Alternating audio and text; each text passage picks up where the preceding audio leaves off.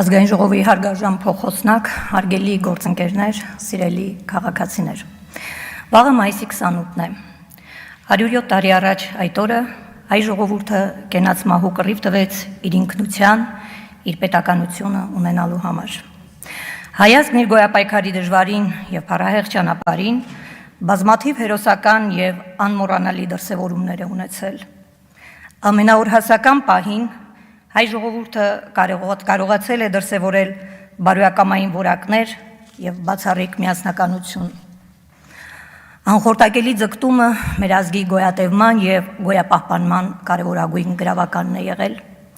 Հայաստանը, որպես աշխարհաքաղաքական գործոն, միշտ եղել է ծավալապաշտական նկրտումներ ունեցող զավթիչների ուշադրության կիզակետում, որոնք փորձել են ընկճել հայության լուսեղեն ոգին։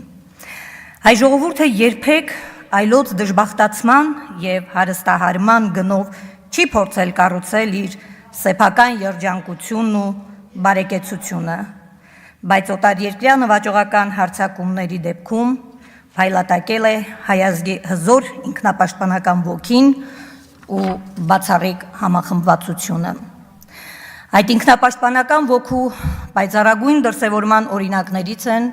1918 թվականի մայիսյան հերոսամարտերը։ Սիրելի հայրենակիցներ,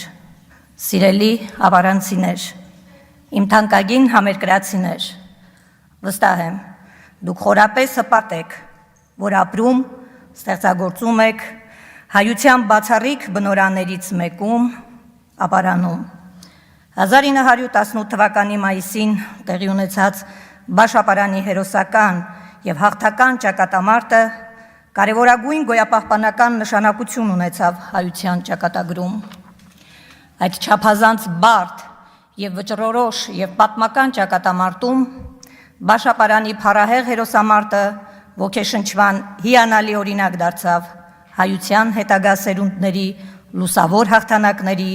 եւ փայլատակումների համար։ Հավերժական փառք եւ խոնարհում հայության ազատության, արժանապատվության եւ ինքնության պահպանման համար կենաց մահու անզիջում ճակատամարտեր մղած բոլոր հերոսների առջև։ Կեցե